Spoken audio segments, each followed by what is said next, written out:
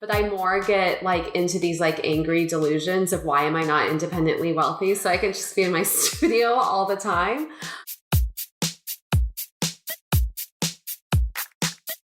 Welcome to Artists in Offices, a podcast that explores, through interviews with working artists, the idea that the work you do for pay supports the work you do for love. Or does it? I'm your host, Rebecca Bird Grigsby, visual artist, crafty generalist, and dance enthusiast. Having quit my full-time day job in 2017, I'm currently a recovering artist in offices, rebooting my studio practice while trying to figure out my next career move. Each episode of this podcast explores the perspective of an individual artist juggling their creative practice with their day job. In episode 3, I talked to San Francisco-based artist Lisa Jonas Taylor, who works by day in the field of art and design higher education.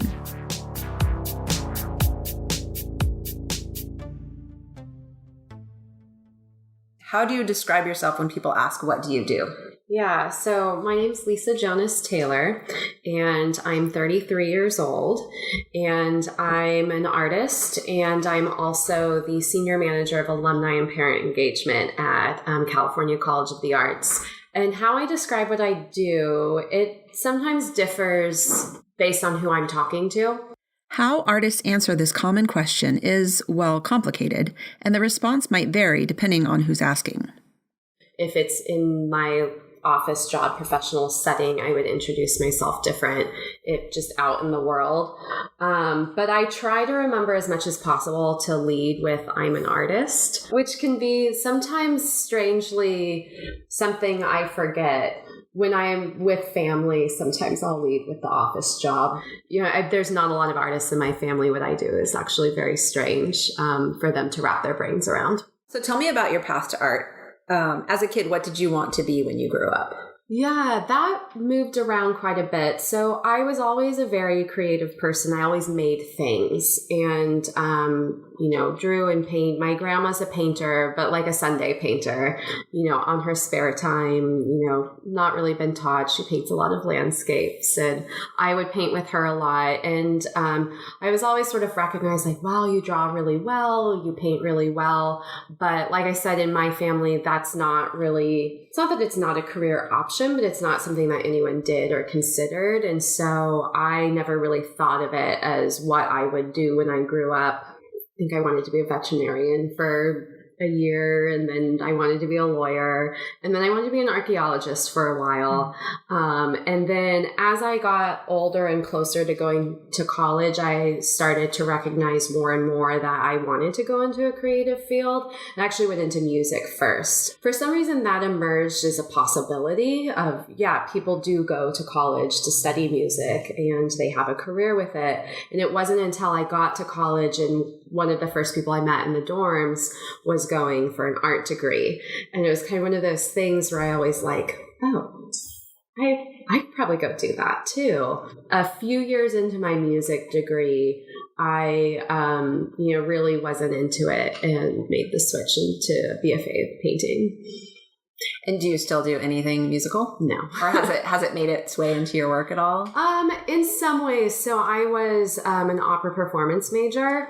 And so I think the theatricality really came into my work a lot. So my work, I'm often drawing from a tableau structure. And I think that really I can trace a thread super directly. I've done production design. But even like one of the last shows I was in, that 2-person show I had at Bass and Reiner, very much was thinking of, it was a cluster of sculptures, but the way you enter that gallery, it really flattened the space as this could be a painting. I believe this is a tableau space. So what did you do? Did you have a break between undergrad and grad school? A short one. So I took a year. I took that year off where you don't apply for grad school during your, last year of undergrad.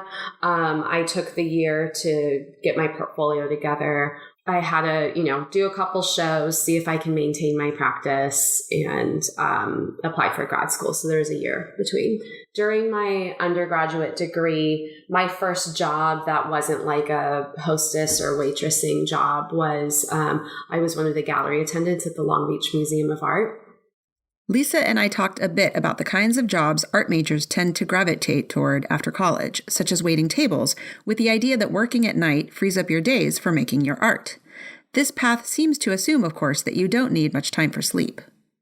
I hated waitressing. I hated working in a restaurant. It was good money, but I don't know. It wasn't my thing. I know people do it like well into their careers is a, great way to make a lot of money. But I really wanted to find something that was, more directly, applicable in like another role in like the, art and nonprofit world. So I got this job gallery attending, and I was one of it's like a teaching artist position. So we gave tours to elementary school kids and led workshops and all of that. So I did that through probably my last 2 to 3 years of undergrad. And then that's what I did in my in-between year before coming to grad school. Tell me, so in addition to that job, are there any other past jobs that you say you didn't want to waitress or work in a restaurant? Yeah. Had you done that before? Yeah. So I, through college and sort of the tail end of high school and through college until I got this job at the Long Beach Museum of Art, I was either a hostess or a waitress. Almost exclusively, those were the jobs that I held. And so do you feel like the work that you did at the Long Beach Museum was more conducive to kind of juggling that with an art practice than working as a waitress would have been? It's hard to say because I made the transition at the same time that I switched from music to art. So I didn't really have significant amounts of time where that I could really compare. They kind of lined up in sync. So it was more just, you didn't want to do that kind of work. Yeah. Regardless of how it works. I was just I really don't want this to be my job anymore. Lisa's studio space is currently located in her home, a relatively recent transition from renting an outside studio space, which gives her the unique perspective of being able to reflect a bit more easily on the pros and cons of each. So describe your studio space or setup. I know it's changed recently. Yeah. So I don't know if you want to talk just about your current setup or maybe compare that to having a separate studio in the past. Yeah, I'll do some comparison because I think that I kind of at a moment of, change in both professionally and studio space wise. So there's a lot to kind of mentally wrap my brain around and kind of in a moment of introspection of, what's working and how can I make this all work better. So in April, so that's 8 months ago. This interview was recorded in mid-December 2018. So Lisa has now had about a full year with her in-home studio setup.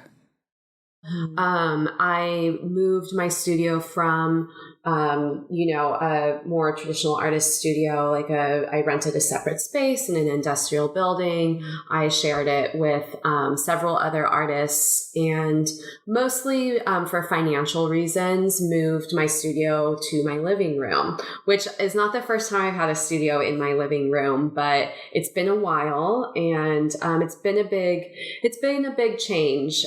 There's certain types of work that I just aren't very conducive to residential space. So that's shifting some of the ways that I'm working. I live with my husband. So there's another, person in the space that I have to either be sensitive to. I'm recognizing that I need kind of to be alone in the studio. And even though he's not in the studio, he's around and you have 2 cats too. And I have 2 cats too. So do they affect your sort of psychological space in the same way that not really? Your husband might? No, they kind of do their own thing. Yeah. It's easy to, while I'm working, to kind of forget they're around. So just for comparison, how big, and not to dwell on it and depress you, but how big was your studio? So my studio I came from was 250 square feet. So it was a pretty decent size.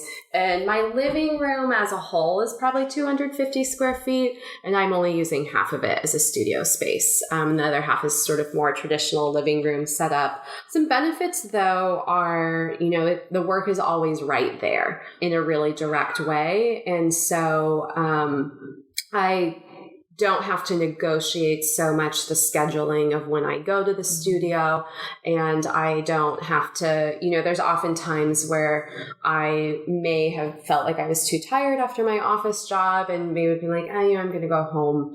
And then I would eat dinner and watch some TV and get like my second wind and, start thinking about a piece and would have to just, wait till tomorrow. Now the work is right there. I had a fairly busy,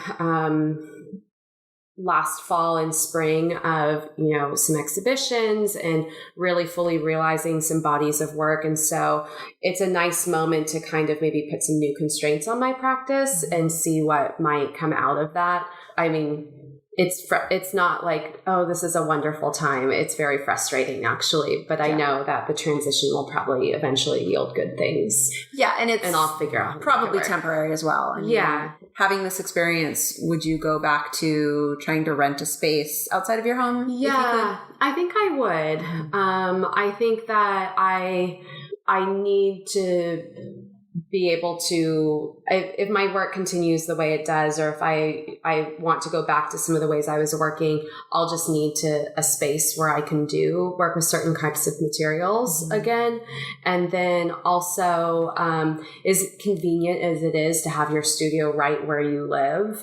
Maybe the ideal perfect situation in the future would not to be living in an apartment and have like some kind of space connected to your home where you can do like a garage or something. It's also nice to, I enjoyed being near other artists and that was really productive, just having that community there and, feeling like whether we were working directly together or not, which very rarely we were, but just knowing that, they're working, I'm there, I'm working, and we're in this together.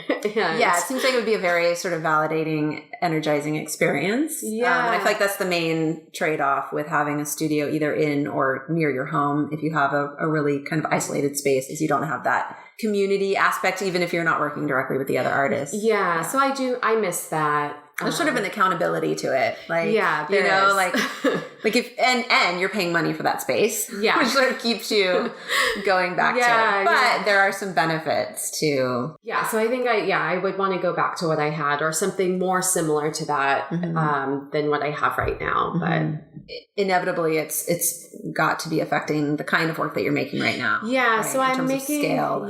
So scale, materials, working, there's some materials I can't work with right now.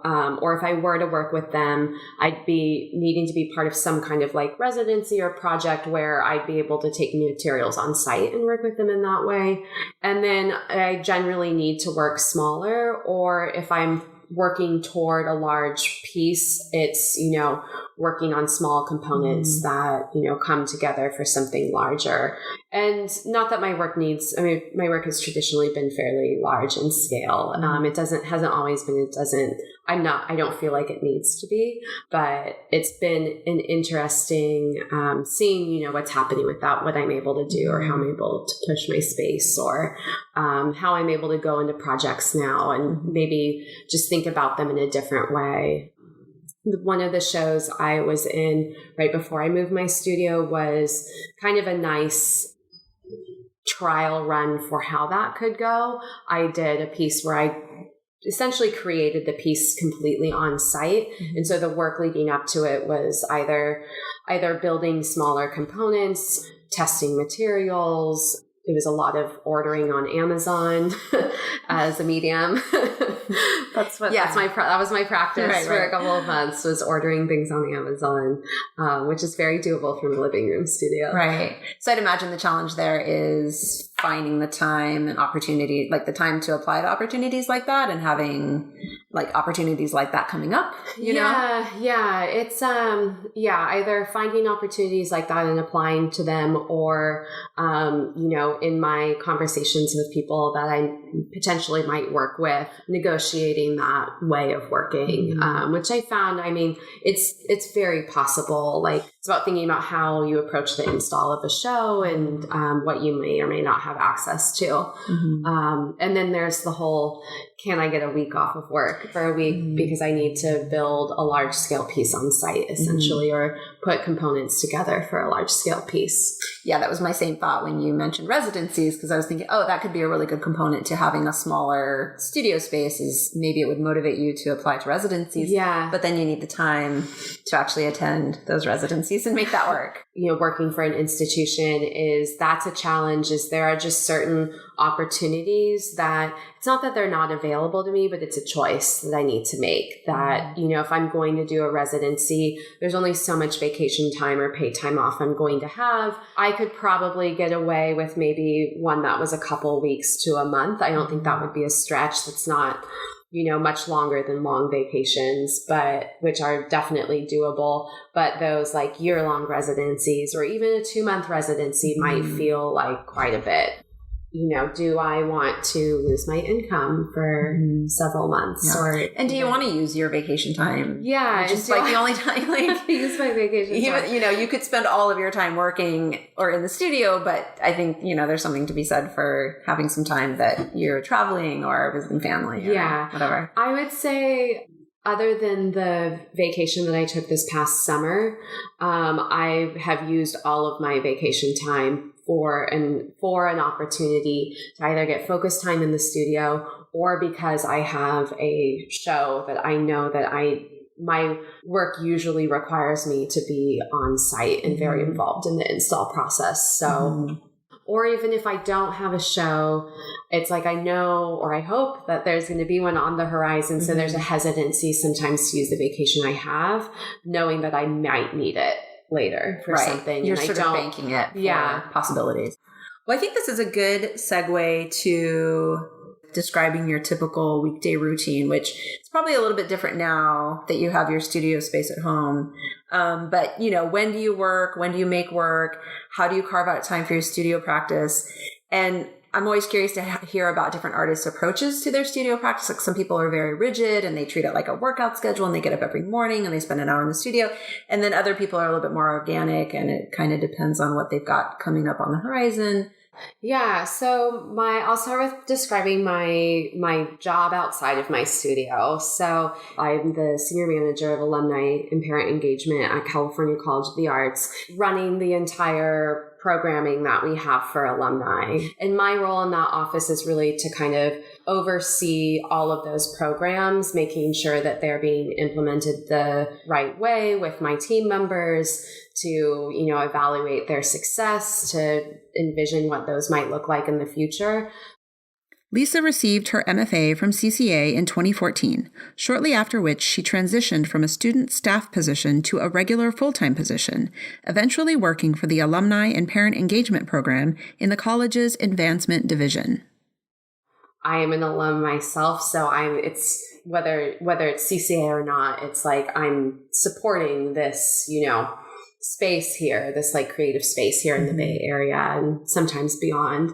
So it feels very connected and very personal sometimes, which can make it feel like there's a lot of overlap in sometimes good ways and sometimes maybe less productive ways. As your role there has become more demanding and sort of, you're in an increasingly sort of higher level position, do you feel like it's become more challenging to kind of carve out time for studio work?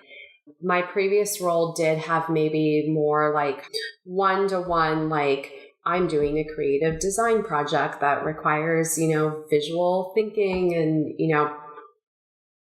in a way that might be more directly related to what I do in the studio. And then now it's more kind of like, it's a different way I'm using my brain when I am at work. There's less kind of those like mindless tasks where your brain can just kind of wander while you fill things into a spreadsheet. So, not able to maybe think about other things when I'm at work anymore. But at the same time, it's getting me more directly thinking and thoughtful about a lot of other sort of the other side of being an artist. It's not just your time in the studio. It's how you're connecting with your community. I do think that that's one of the real benefits. Like my head is in that space all day long when I'm at work. So when I had my studio offsite in my rented space, it was something that I had to very rigidly structure. So kind of the example you were saying, like, you know, like it was very routine. Like these are the nights that I go to the studio and I'm going to go after work and I'm going to at least work until like this time and I'm going to pack my dinner. And then there were, you know, other nights where I'm like, I'm not going to go to the studio this night. I'm going to go home, or I could plan ahead. You know, my job often requires me to be at a lot of events and things. So I was very rigid with my schedule, and that worked really well. It was very productive. I had my time, like I got to the studio and I, you know, that was my studio time. Like this is what I'm doing right now. And it worked really well. I thought I was really productive in that space. When I knew I had something coming up, maybe I was, you know, okay, every single night. It will be a studio That's what night. I was wondering, if you would modify that schedule. Yeah, I would modify it as needed. And then now that my studio's in my living room, I've kind of gotten away from the schedule and I'm realizing that I need it. So before I thought the schedule was more kind of a practical thing of, you know, needing to plan out a very long day or needing to plan around, you know, other things in my schedule and it being off site. I thought that that warranted that. And I'm realizing now that I need that regardless of the space. I'm starting to get back to like, okay, Monday nights are studio nights. I'm going to come home and heat up leftovers. So I don't even need to worry about anything else in my home. And I'm going to go right into the studio. Those are nights my husband has forced library study time. I am one of those artists. I don't need extended time in the studio to be productive. Like there are some artists I know that they need to ease into it for, you know, a couple hours. Maybe they need to do some sketching first, or maybe they need to get into the space. And, you know, if they don't get like a 4 or 5 hour chunk, at least it doesn't feel productive. I'm one of those people, if I have half an hour, I can be productive with that time and I can feel like it went toward the work. And, you know, if I find enough of those, I can feel like I'm getting, you know, the work done that I need to be doing.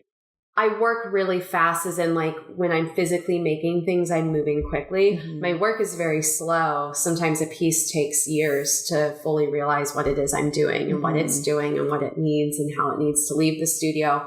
But actually creating the physical objects that go toward that work, I'm usually working very quickly. So. Almost everyone I talk to over the course of the podcast makes a distinction between creative brainstorming and production and the kind of time needed for each. Okay, so you talked about your art community a little bit when you were describing your previous studio setup. So I'm wondering if you can expand on that and talk about, you know, how you find time for studio visits. You know, I know you go to a lot of show openings and events for your job, so that kind of works out. But, you know, like is that an important factor for you? And if so, like, how do you fit all of that into your day? So it is important to me, both visiting other artists in their studio and going to shows, whether that's an opening or just getting out and seeing the work that is up and around, which is important as going to openings are, to be present with, you know, with other people there. I like to make time to just go see things where I don't need to be weighing like socializing with actually experiencing the work. And then studio visits, I find for myself just a really productive one. I really enjoy being with other artists in their space and learning about how they're making and what's important to them and what's going into their work. And having those conversations, I think, is just really important for, you know, critically thinking about what we're all doing and how, you know, why it is what we're doing. And like, I think it can be just so great for so many reasons, even if just for like solidarity. And yeah. So I mean, you went to school here, you went to grad school here, and you work at the school where you went to grad school. And a lot of, there's a decent percentage of employees at CCA who went to school there. Is that where much of your art community comes from, or if you've managed to branch out from that, how have you done that with so little time? Yeah. So, where I really appreciate how my day job, my office job overlaps into my art practices. It's not like I'm getting time when I'm at work to make work, but what I am doing when I'm at work is I'm going to openings. I'm going to other artist studios, given that they all are people who are alumni of CCA. As an alum myself, that very much is a lot of my community. And what I have to then try to balance time for is those artists in my community who aren't fellow alumni, or getting to other, shows that I might want to see, visiting other artists that, I want to have a conversation with and learn more about them and their work. That's where it can sometimes be a struggle to fit that in. And I would say probably mostly the studio visits with artists who aren't alumni, because those take time, and they're important to take the time, to really have good conversations. And it's nice when I can fit that into my daily schedule if it aligns with people I'm engaging with from work, going to openings and seeing work around town. That is a little easier to make sure that I'm being in the arts community in a more expansive way than just, CCA. I went to grad school in Boston and then a year later moved back out here. And most people dispersed, even though I feel like the advice is to go to grad school in a place where you think you'll want to stay for a while. Yeah. And I can really see with the people that I've met in the Bay Area who went to grad school here that they've really benefited from that community. So grad school, you just build this incredible community and you want to retain that as much as you can. And that has been a struggle being in the Bay Area, is seeing that community probably a lot from necessity, just needing to disperse. There's also just recognizing, even if San Francisco were super affordable, it's not LA, it's not New York, it's not Berlin. So there's that too. But I've seen a lot of disbursement just more for like financial reasons. Lisa's job does involve some evening and weekend events and other tasks, but for the most part, she works Monday through Friday. As with most of the folks I interviewed who have one 9-to-5 gig, I asked her how days off, in her case weekends, differ from her work days. Ideally, weekends are like, I don't have to be somewhere all day long. So it would be nice to get like all day long in the studio. Outside of the job and the studio, there's life. There's like taking care of yourself. There's, grocery shopping. There's, seeing the people you want to see and, family and all of that. So I feel like weekends are a constant. In some ways, weekdays are easier to negotiate studio time because everyone's busy. It's like, we can fit this all in. It's tempting to approach the weekend as an opportunity to fit in as much studio time as possible, but there's also value in doing, nothing. A week without a break from both the work we do for pay and our creative work isn't sustainable for most artists, nor is it ideal in the long run. The challenge, it seems, is staying motivated when work and life tip the balance in favor of even less studio time. Yeah, it's not sustainable to just be like hustling all the time.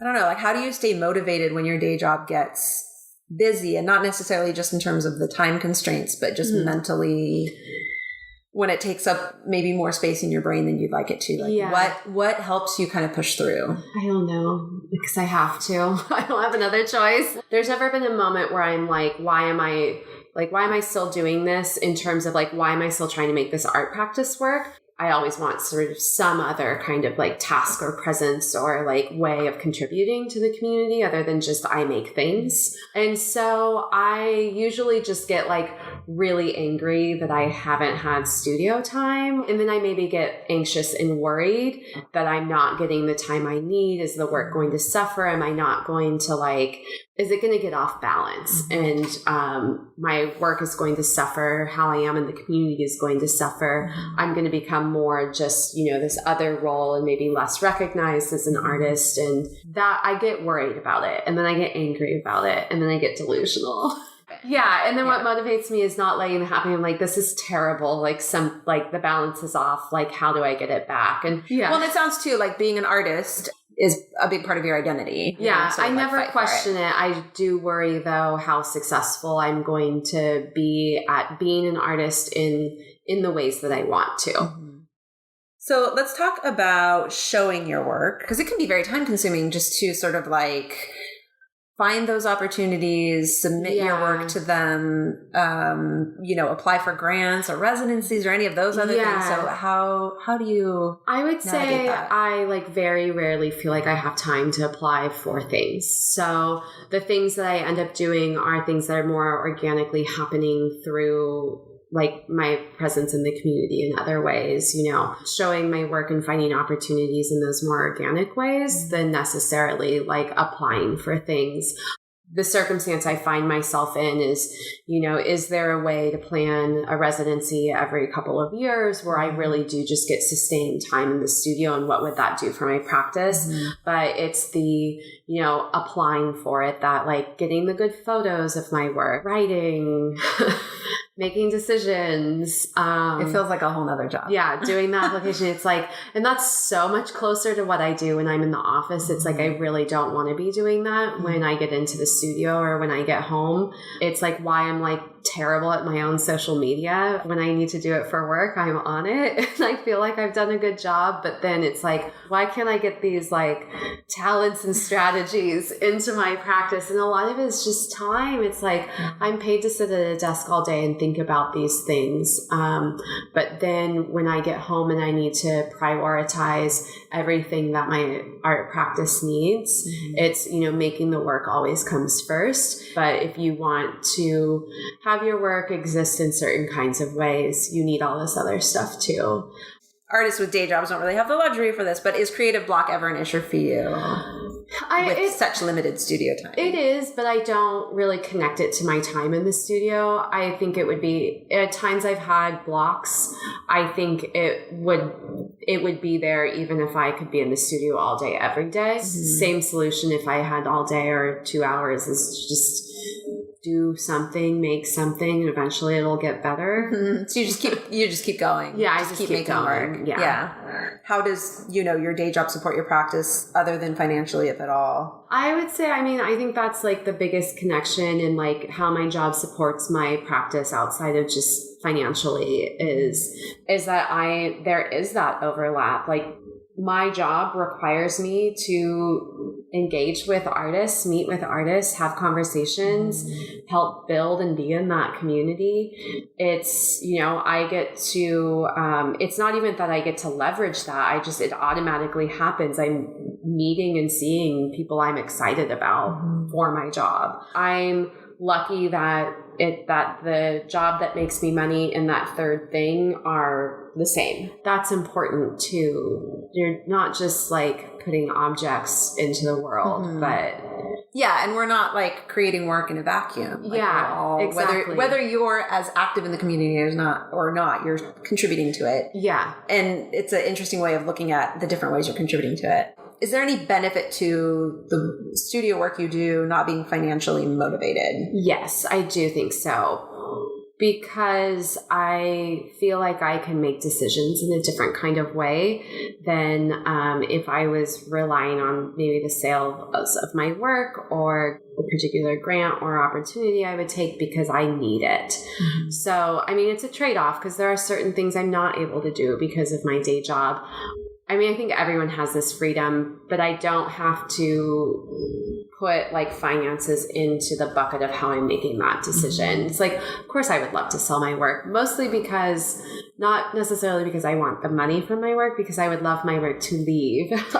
I would like my storage issue to be less full. I would like my storage facility to be less full. I would just like my work to be in the world and, seen and, enjoyed. And so it's less about the financial kind of result of that and more about just getting it out there in the world and not just online but or it's temporarily like, in a show. I make large scale sculptures in the Bay Area that, don't fit in people's homes. I think any artist appreciates someone making a decision that they want to live with your work so much that they're willing to pay you for it.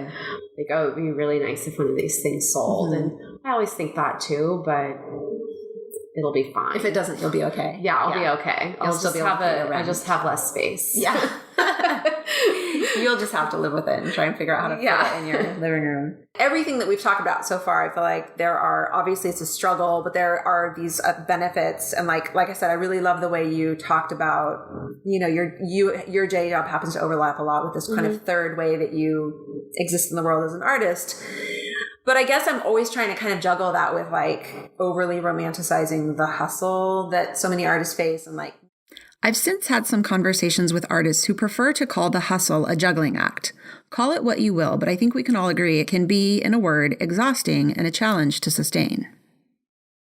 Well, it's interesting that you bring up the hustle of like how some artists, they choose not to have the one day job and maybe they like teach and they're a preparator and they gallery sit here and then maybe they bartend there and it all adds up to, they're able to support themselves. And I think the benefits there are that they're able to be more flexible with their time. They can maybe adjust their hours or they can decide, well, I'm not going to take that preparator gig. I'll do the next one. I don't know that they necessarily get more time. They are able to maybe make decisions around when they need more studio time that I'm not able to.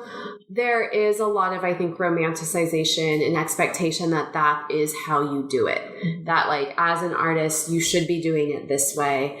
And I know more and more artists who are in offices now, and maybe it's just because CCA employs so many artists, but we all like talk about all the time of like, how we love that we just have this like one thing to worry about. It like probably takes up the same amount of time. We can't be as flexible with it, but I also just like not having the stress of like, I know when my paycheck's coming, I know exactly how much it's going to be each time. I can like manage that and work with it how I need to. Would I quit my day job? I think it's hard. It's like I said, like sometimes I like often get very delusional and just wish I was independently wealthy and like all I did was like make like broth and like work in my studio and then like go on hikes and like drink wine but I don't, like I said, I don't like this third thing that I feel like is important.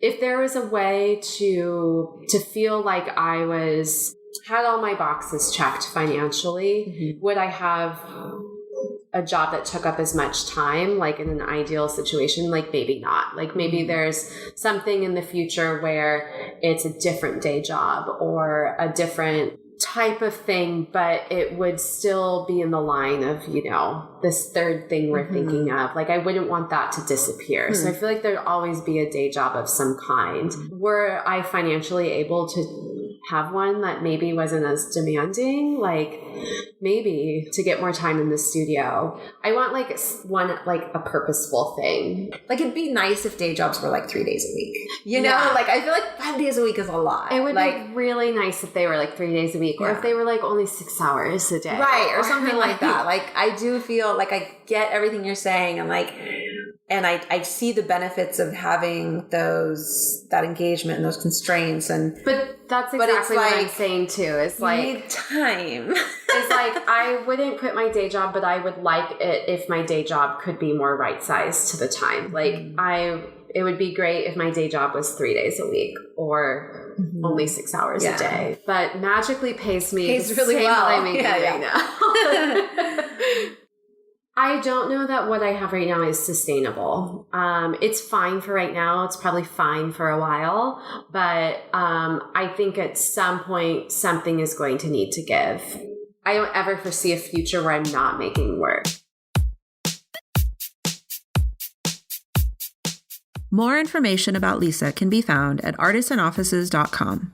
On the next episode of the podcast, I speak with Helena Shea, a Los Angeles area artist balancing her studio practice with both part-time museum work and adjunct teaching.